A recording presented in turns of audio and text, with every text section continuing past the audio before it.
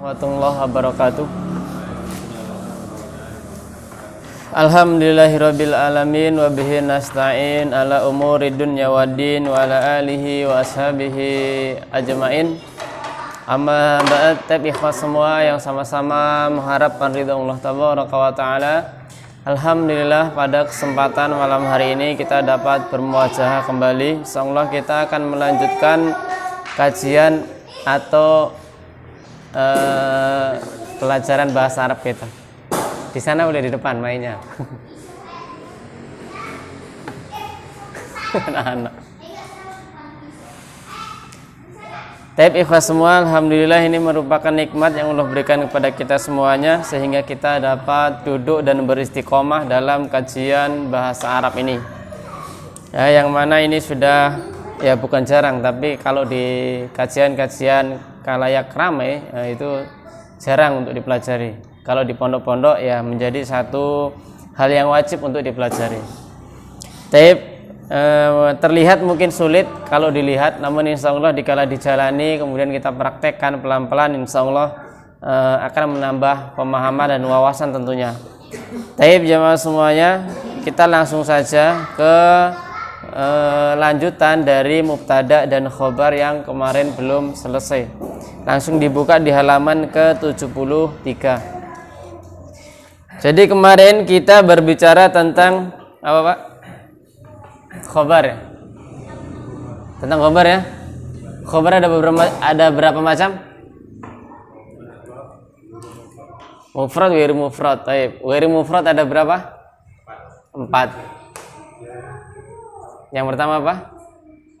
Jar wal jar majrur. Ya, terus apa lagi?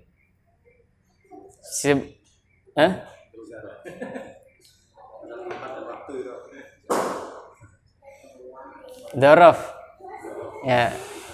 Secara makna maksudnya secara pemahaman benar ya. Cuman mungkin istilahnya belum familiar aja gitu. Terus apa lagi? Khobarnya bentuknya jumlah fi'liyah atau jumlah ismiyah, yaitu fa'il dengan fi'il dengan fa'ilnya atau mubtada dengan khobarnya. Ya, kemarin sampai situ. Baik, langsung yang ke sekarang ya. Susunan mubtada dan khobar itu disebut juga adalah jumlah ismiyah ya. Jadi selalu saya sampaikan bahwasanya jumlah ismiyah ya. Jumlah ismiyah itu pasti ada dua aspek yang menunjang ya. Pertama mubtada dan kedua khobar. Nah, seperti itu. Ini kuncinya jumlah. Salah ini. Salah titik. Jumlah ismiyah. Nah, itu yang pertama. Yang kedua, mubtada itu selalu berada di awal kalimat. Jadi yang namanya mubtada ini selalu di mana? Di depan. Ya, selalu di depan. Wajib ya ini. Kaidah wajib. Kemudian al-mubtada dan khobar keduanya marfu. Ya. Mubtada, khobar pasti bacanya marfu. Ya, contohnya al-baitu misalkan. Atau kemarin ya. Zaidun, nama orang aja dah gampang. Qaimun misalkan. Ya. Zaidun qaimun. Maka marfu. Seperti itu. Marfu'nya pakai dhamma. Kenapa? Karena isim mufrad. Nah, nanti setelah pembahasan di mana letak marfu'nya baru kita akan bicara bagannya. Bagan kenapa harus pakai apa seperti itu marfu'nya. Kemudian ini kemarin sudah dibahas ya. Jadi mubtada itu marfu', khobar marfu' ya, seperti itu. Kemudian struktur mubtada dan khobar ya senantiasa sama pada saat mufradnya musanna, jamak, muannas, mudzakkar. Jadi kalau di sini mufrad, apa artinya mufrad, Pak? Tunggal ya. Jadi kalau satu. Kalau zaidani misalkan ya. Zaidani ya gampang aja gini ya. Berarti qaimani gitu. Jadi kalau di sini 2 ya di sini 2. Kalau di sini satu, sini satu. Musanna begitu juga dengan musannad ataupun jamak, ya, bilangannya. Kalau yang diberitakan satu orang berarti dia harus satu orang. Kalau dua orang, kalau tiga orang, tiga orang. Muannas mudzakkar. Kalau di sini muzakkar, di sini juga harus mudzakkar. Kalau di sini muannas, berarti di sini muannas. Contohnya Fatimah misalkan. Fatimah berarti di sini qaimatun. Qaimatun. Ini muannas. Fatimah kan? Ini muannasnya apa tandanya? Ya, tak marbutoh. Gitu. Jadi kalau di sini muannas, ini muannas. Kalau mudzakkar, mudzakkar. Tidak kita menyatakan bahwasanya di sini ma'rifah, sini harus ma'rifah. Sini nakirah, enggak. Itu kalau apa? Mubtada khobar, ya. Seperti kemarin dikirim di video itu ya, yang di grup. Nah, itu ada. Jadi apa bedanya atau ada enggak sih kemarin? Apa bedanya khobar dengan naat begitu? Ada ya? Nah, itu. Jadi kalau naat bedanya di mana? Dia mengikut semuanya, termasuk juga ma'rifah dan nakirohnya. Begitu. Jadi yang kemarin waladin solehin kan gitu ya.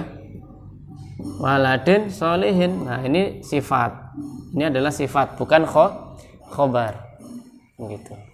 Sifatnya laki-laki yang soleh. Sampai di sini bisa difahami? Yang ini ya. Jadi hanya mufrad, musanna, jamak. Jadi hanya dari adat bilangan dan sifatnya. Jenisnya ya. Jenisnya muannas mudzakkar. Hanya dua. Jadi kalau kemarin kita yang dulu-dulu buat bagan, yang namanya isim itu kan terbagi menjadi 3 aspek. Yang pertama apa? Sifat. Ya. Sifat itu mencangkup apa saja? Ya, nakirah sifatnya muannas mudzakkar atau jenisnya yang muannas mudzakkar? Jenis. Sifatnya apa? Nakirah dan ma'rifah. Terus adat bilangan mufrad musanna terus jenis jinsun ya, jenisnya mudzakkar muannas. Nah, di sini hanya dua saja. Tapi kalau naat semuanya. Yang namanya yang mensifati, tiga-tiganya harus ikut.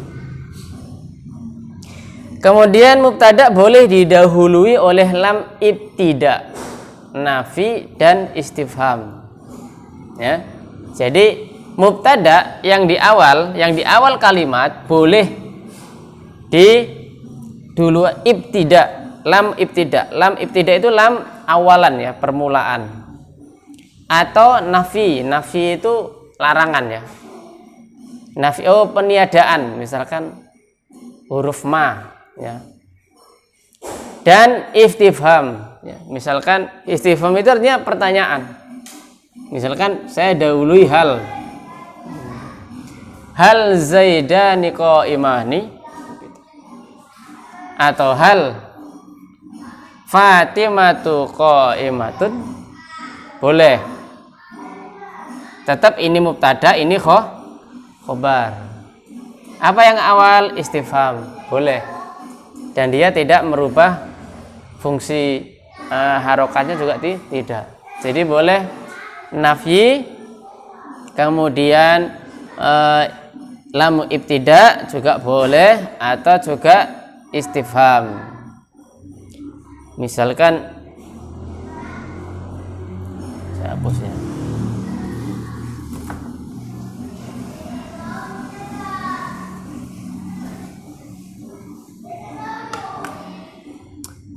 Manailun, di sini contohnya manailun.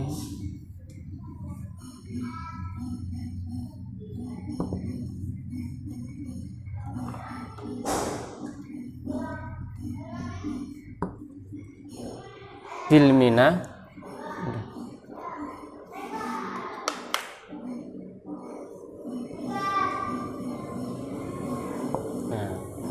Maka ma di sini manail ini tidaklah nail matolib ya, ini ma-nya untuk nafi, meniadakan dia. Hal anta najihun misalkan, dan seterusnya. Li'ali afdal minka, dan seterusnya ya. Itu hanya contoh-contohnya saja. Baik, kita lanjut. Mubtada kerap dihapus pada judul buku dan lain-lain ya. Mubtada itu biasanya mahdhuf di judul buku. Contohnya misalkan di situ ada ya, di bawah di footnote kalau mau lihat. Kitabu at-Thaharah misalkan.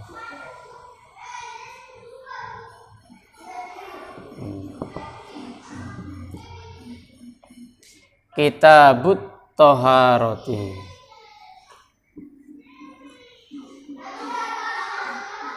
Maka artinya di sini adalah apa? Hadza gitu. Hadza kitabut Thaharah. Jadi judul buku kayak buku bahasa Arab biasanya mereka menghilangkan mubtada. Mana mubtadanya? Aslinya harusnya ada hadza, tapi karena dia judul buku hanya yang tertulis ini Kitabut Thaharah. Sama kayak yang sekarang saya kaji itu Kapsus Subahat ya, begitu. Tulisannya begini. Sarhu Kapsus Subahat ya.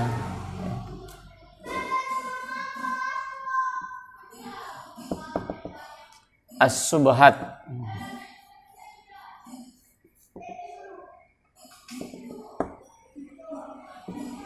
Sarhu Kapsi Subahat gitu. Harusnya apa? Hadza gitu. Ini penjelasan tentang membuka tabir-tabir subahat gitu.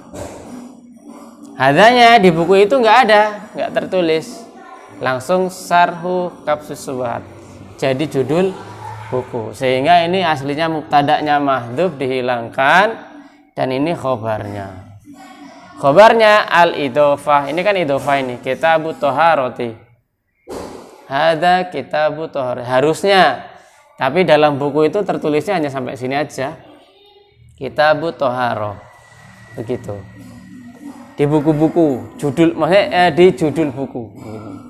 Ternyata ada mubtada yang hilang. Harusnya takdirnya hadza Kitabut Thaharah.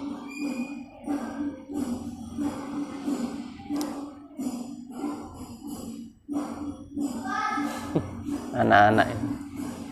Baik. Sampai di sini dulu, bisa difahami yang ini? Belum ya? Saya ulang ya, Pak.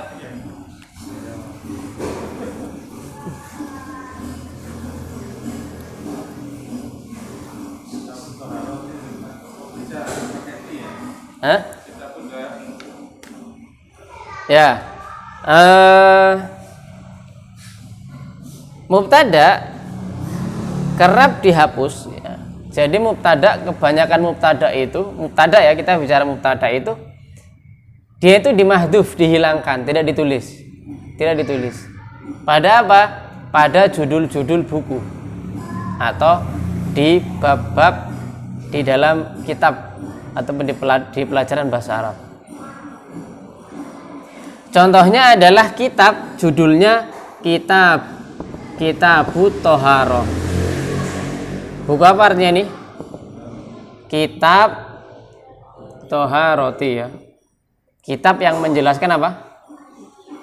Tata cara bersuci.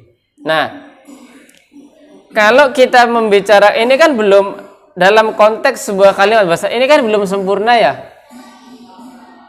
Kalau ini dijadikan mubtada, maka harus butuh kalau dijadikan mubtada, maka kan ini butuh khobar. Tapi ternyata dia khobar. Dia ini khobar. Mana mubtadanya? Hilang, nggak ditulis. Takdirnya apa? Hadza. Ini kitab Thaharah gitu. Ini idhofah. Sehingga ini mubtada tidak ditulis, dia mahdhuf. Kitabut thaharati dia khobar. Khobarnya hadza. Di judul buku seperti itu kebanyakan. Ada buku yang lain nggak ya? Ini nggak ada tulisannya. Di buku-buku yang notabene bahasa Arab, ya rata-rata seperti ini mereka menulis. Seharusnya ada hadzanya. Kitabut thaharah. Maksudnya adalah hadza kitabut thaharah, fa hadza mubtada. Misalkan dikasih mubtada.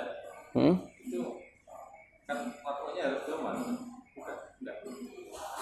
Marfu'nya harus domah.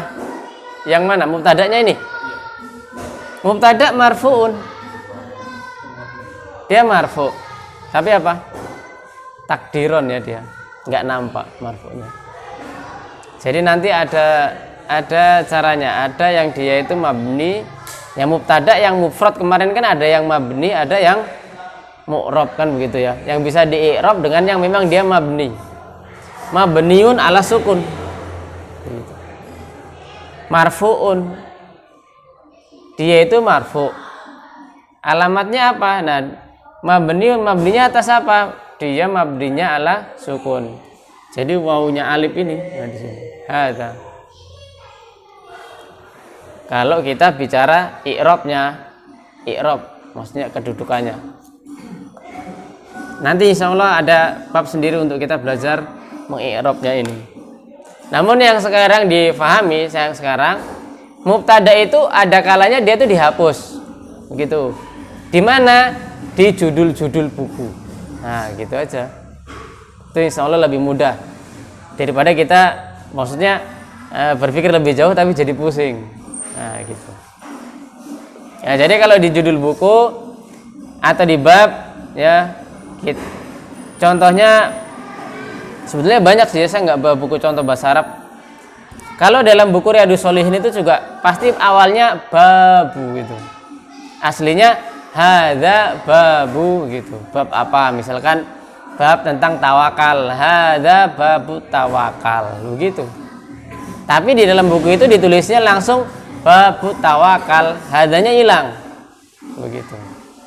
Kenapa? Karena biasanya di judul buku mubtada'nya dikasih hilang. Nah, gitu. Baik, paham ya maksudnya? Kemudian mubtada pada asalnya adalah isim yang ma'rifah. Jadi mubtada dia aslinya isimnya ma'rifah. Syaratnya ma'rifah ada 6 ya. Syaratnya ma'rifah ada 6. Namun ya memungkinkan dari isim nakiroh. Boleh dari isim nakiroh. Jadi mubtada itu asal usulnya kan harus ma'rifah. Tapi ada kalanya dibolehkan dia menggunakan isim nakiroh. Nah, apa saja itu? Kita lihat. Yang pertama, dikala dia itu mausuf, yang disifati. Mausuf artinya yang disifati. Contohnya rajulun karimun fil baiti. Ya.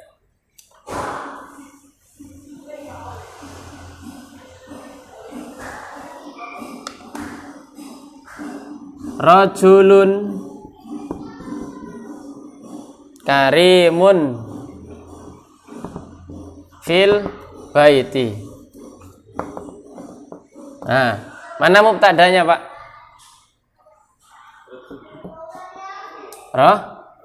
Rajul mubtada.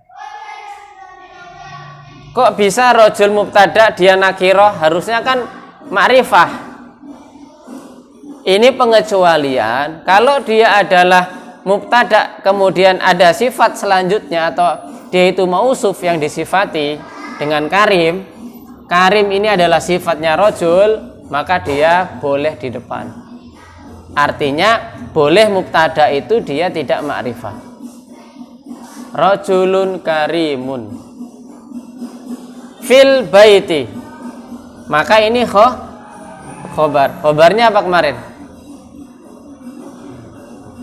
Ya, jar majrur. Jar dan majrur. Jarnya apa? Huruf fi fil baiti. Mubtada khobar. Sama dengan kemarin hadis ya yang kita sempat bincang-bincangkan. Rajulin. Kan begitu ya? Waladin. Astagfirullah. Konsentrasinya. Waladin solihin. Betul ya? Yada'u lahu.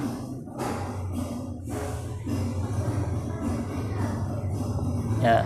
Idza mata ibnu Adam in qata amalu ila min salasin. Yang terakhir apa? Waladin solihin yada'u lahu. Maka waladin apa? Mubtada yang disifati, sifatnya soleh, anak yang soleh, ini khobar. Nah ini mubtadanya, khobarnya apa? Fa'il dengan fiilnya atau khobarnya jumlah fi'liyah. Kan ini jumlah ini kan isim mudhari, fi'il mudhari. Waladin solihin yada'u lahu. Ya. Sekarang Pak, kalau ini saya hapus ya. Waladin yada'u lahu. Anaknya tidak disifati anak yang soleh. Anaknya enggak soleh. Yada'u lahu, diterima enggak? Kan hadisnya waladin apa? Soleh. Hadisnya ya. Sekarang sifatnya saya hapus. Ada enggak seorang anak yang enggak soleh? Ada. Yada'u lahu, mendoakan dia. Diterima enggak?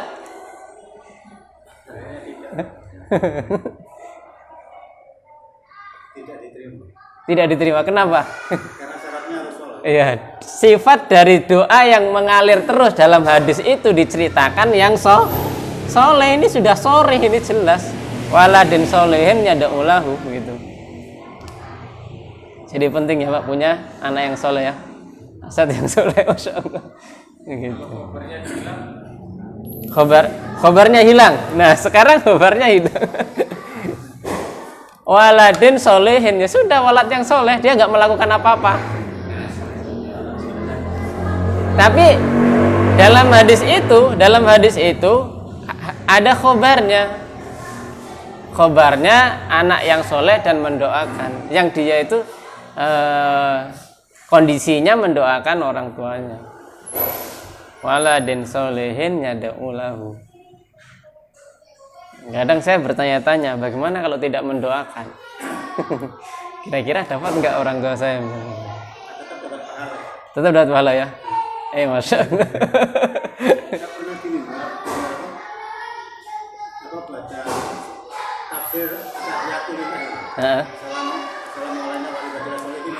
Itu kan sudah mendoakan dari orang-orang sholat biar orang tuanya itu sholat atau tidak. Ya. Nah dengan itu kan wala ibadillahi sholihin. sholat itu tetap sholat lima waktu. Ya. Anak sholat itu kan tetap sholat lima waktu. Iya, anak sholat lima waktu. Assalamualaikum wali ibadillahi sholihin itu kan dia sudah mendoakan orang-orang sholat yang terdahulu. Tafsirnya itu kan jelas seperti itu. Ya. Orang baik yang meninggal maupun yang Baik, masya Allah ya. Jadi dalam masalah bab doa ya Pak, sedikit sasing ya. Masalah bab doa itu sebetulnya doa itu ada dua macam. Yang pertama doanya doa masalah dan doa ibadah. Kan gitu ya. Doa masalah itu ya Allah saya minta rizki yang berkah berlipat gitu kan, anak-anak yang soleh, berikan keselamatan, itu namanya doa meminta, namanya mas'alatun. Itu dalam bahasa Arab mas'alatun artinya meminta. Ada doa ya, doa ibadah. Dikala seorang sholat, seorang puasa, zakat, itu namanya juga doa. Doa, tapi doa ibadah namanya. Begitu. Jadi insya Allah sudah dapat ya Pak. Dikala anak ini masih dia, di sini kan konteksnya masih umum, ya doanya. Berdoa yang mana? Apakah dia doa masalah atau doa ibadah? Nah seperti itu. Maka lebih condong untuk mengambil dua-duanya. Dikala dia beribadah kepada Allah, insya Allah orang tua akan mendapatkan pahalanya. Seperti itu. Dikala dia berdoa ya, berdoa di sini berarti dalam konteks ibadah. Terlebih terkhusus kalau dia mendoakan masalah seperti itu. Insya Allah masih dapat. Begitu. Dengan syarat orang tuanya soleh. Tapi Pak, kita lanjut ya. Nanti bicara tafsir. Itu yang pertama. Yang kedua, diidofahkan kepada nakiroh. Jadi diidofahkan kepada nakiroh. Ya, jadi syaratnya ada dalam kaidah yang lain mengatakan kalau nakiroh ketemu nakiroh jejer itu menjadi ma'rifah. Ada dua nakiroh bertemu tapi dia beridofah, maka dia menjadi ma'rifah. Seperti itu. Sehingga kalau diidofahkan ke nakiroh, maka dia menjadi ma'rifah. Contohnya talib, ya di situ ya. Talibu ihsanin. Dan ini kita sering dapati. Talibu ihsani waqifun.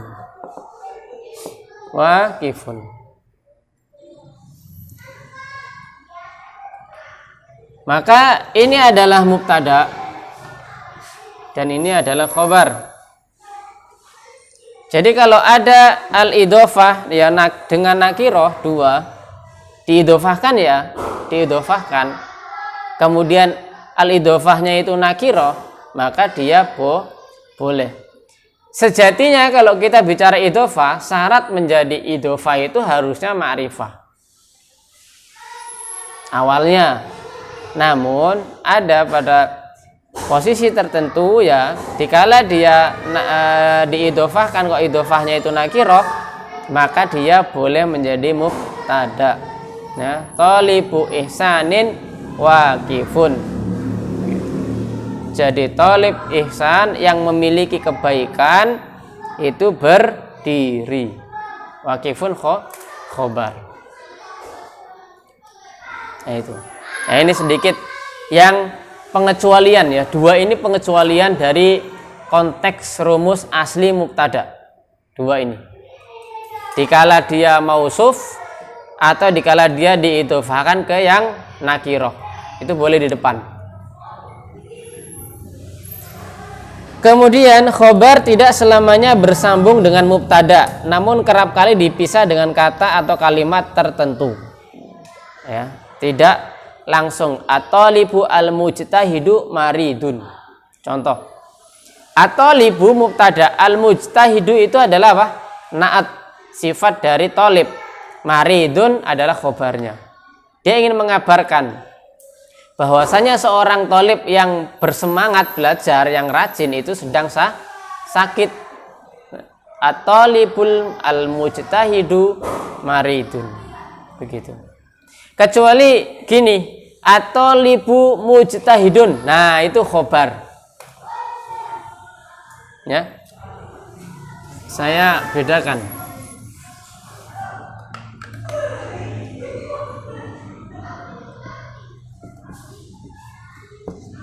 Talibu al-mujtahidu. Aduh.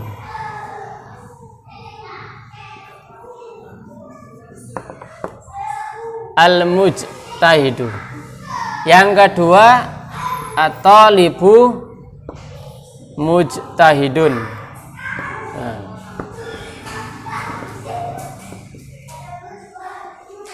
Yang pertama ada alif lam sehingga dia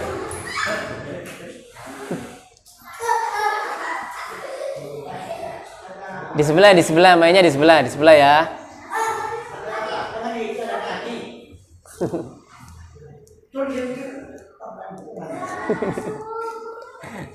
Ya, jadi kalau dia ada alif lamnya, ini contoh kalau dia tuh naat.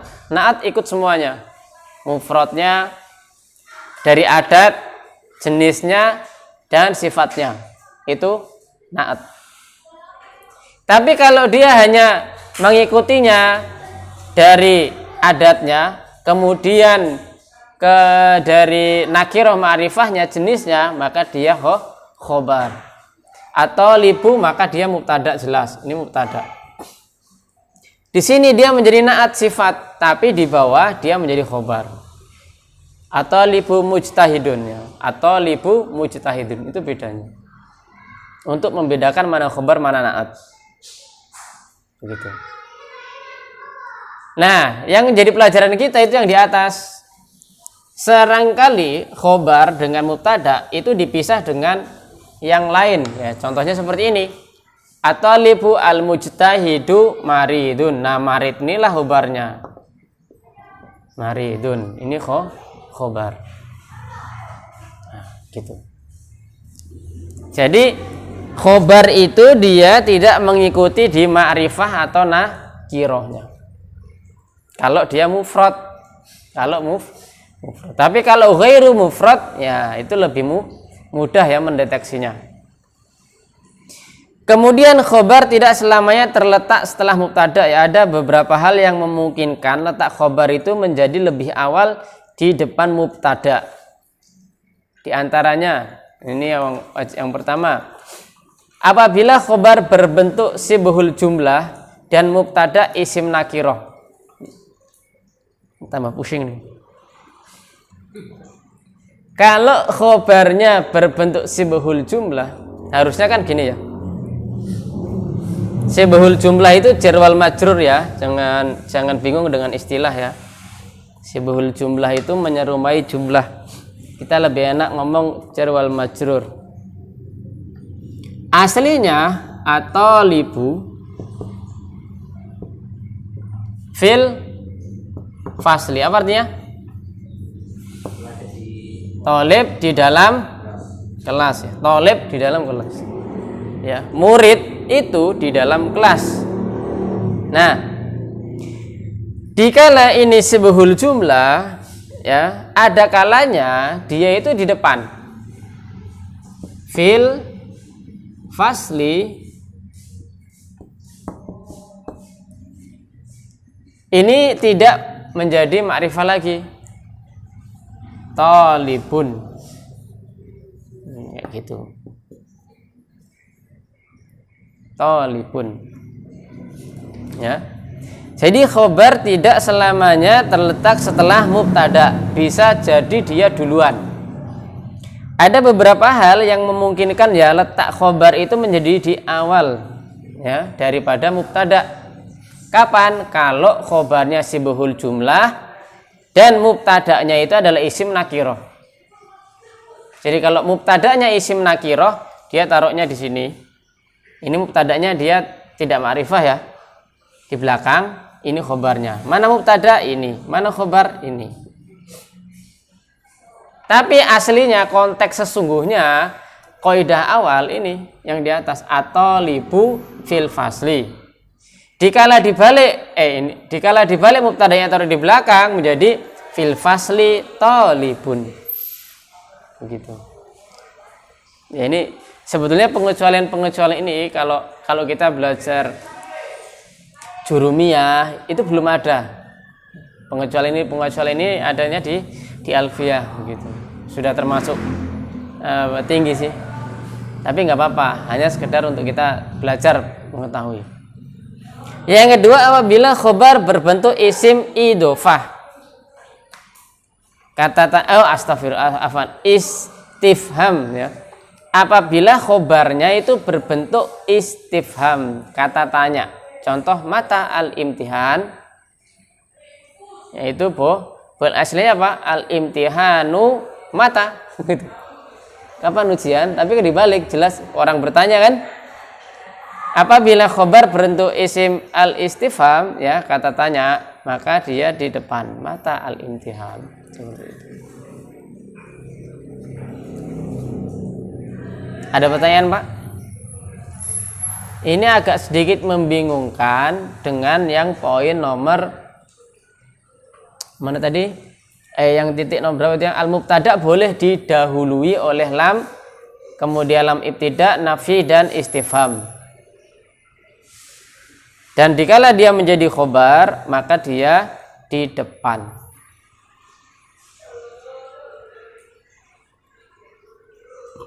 Ada pertanyaan?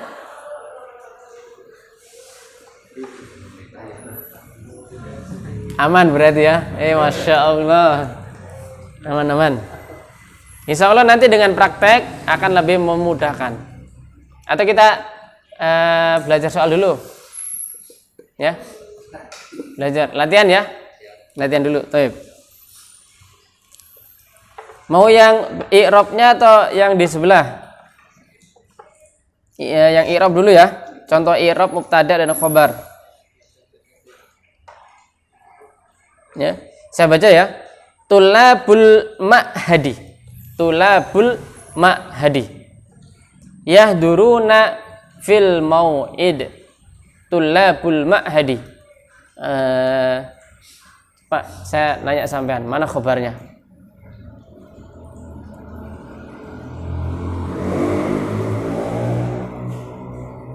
Tulabul ma'hadi yahduruna fil mau'id. Atau saya tanya dari depan dah. Tulabu itu ma'had itu posisinya apa? Mubtada. Ya. Mubtada. Tulabul ma'hadi dia mubtada marfu'un wa alamatu raf'i dhammah wa huwa mudhaf. Kan gitu ya. Sudah ada keterangannya sebetulnya. Tulabul ma'hadi dia al-idhofah ya, maka dia boleh menjadi khobar. Al-ma'had mudhafun ilaih majrur wa alamatu jarhi kasrah li'annahu mufrad. Yahduru isim fi'il mudhari' marfu'un wa alamatu raf'i subutun nun li'ahanahu min af'alil khamsa wal ba'u dhamir muttasil mabniun ala sukun fi mahalli raf'i fa'il. Wal jumlah min fi'il wa fa'il fi mahalli raf'i khobar mubtada, gitu cara ngirabnya. Saya artikan.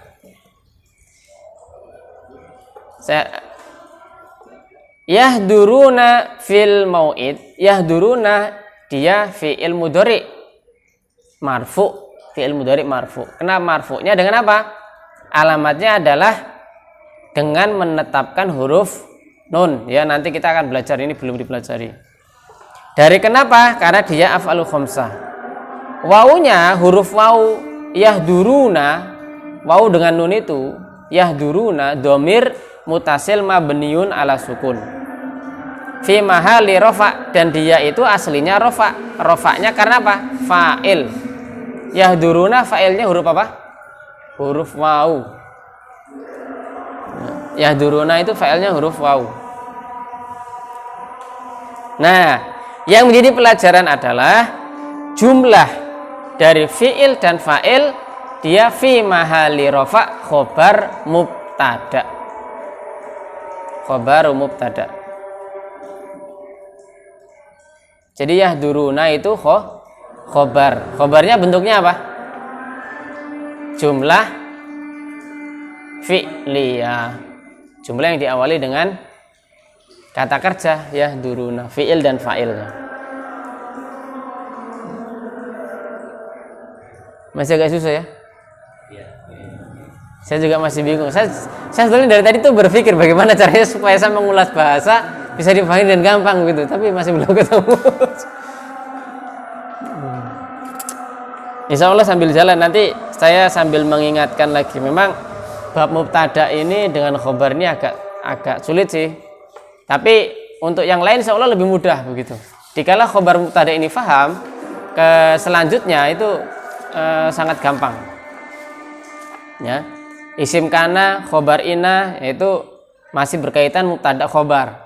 Yang selanjutnya tawabi lil marfu al mudhari al marfu, itu udah gampang. Tawabi berarti yang kita pelajari kemarin ada 4, mudhari marfu ya, itu yang nanti kita akan belajar. Tapi Pak, sampai di sini mungkin ada bayangan yang mau ditanyakan. Sudah tarhim.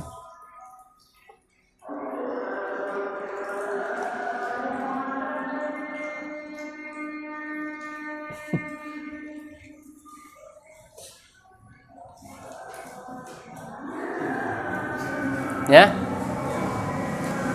Di sebelah itu, Pak.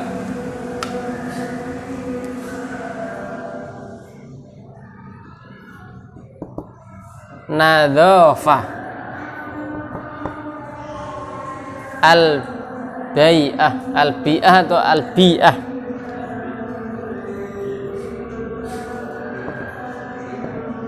Nah. Nadzafah. Nah, coba siapa yang mau nyoba ngasih harokat belakangnya? Nado. Coba. Antum. Hah? Yang mana? Yang ini. Sampean coba. Nadzafatu terus Di aku. kenapa tuh? Hah?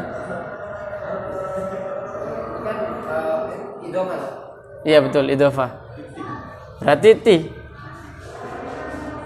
Kan ini mudhaf ilaih. Mudhaf ilaih kan harus majrur ya. Baik. Kalau ini sebuah judul, ini kan judul di atas latihan. Maka dia menjadi khobar. Mubtada'nya mana? Mubtada'nya hadza apa hadhihi? Oh, hadihi. Karena Hadhihi nadzafatul bi'ati. Ya dah? Nah, gitu. Cuman dalam judul ataupun dalam kitab, nama kitab, hadza ini dihilangkan. Mubtada'nya dihilangin. Kayak gitu. Kemudian bawahnya an-nadzafatu di situ ya. An-nadzafatu nau'ani. An-nadzafatu nau'ani.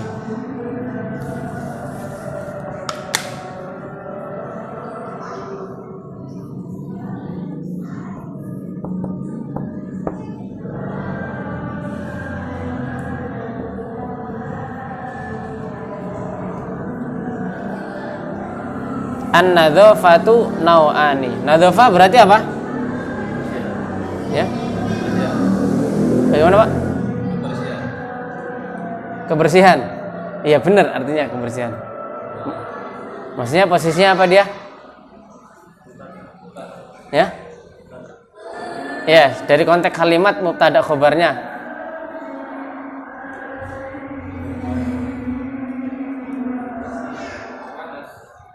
Ya benar mu'anas, ada tak marfutonya. Posisi dalam kalimat itu apa dia? Hah? Mubtada. Nau'ani.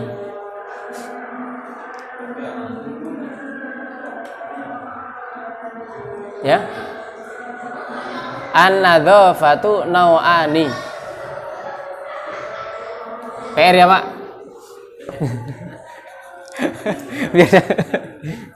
Dia khobar kenapa atau apa? Tep, ada yang mau ditanyakan? Coba sambil belajar. Oh ini mubtada, oh ini khobar, khobarnya apa nih gitu?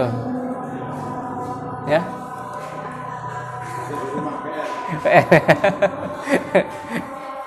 Nau'ani itu apa itu posisinya? Atau ada yang sudah tahu? Belum ya? Ya.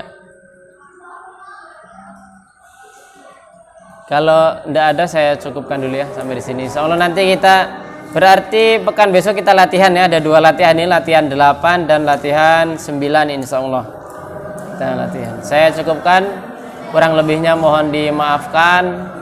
Subhanakallahumma wa bihamdik asyhadu an la ilaha illa anta astaghfiruka wa atubu ilaik. Assalamualaikum warahmatullahi wabarakatuh.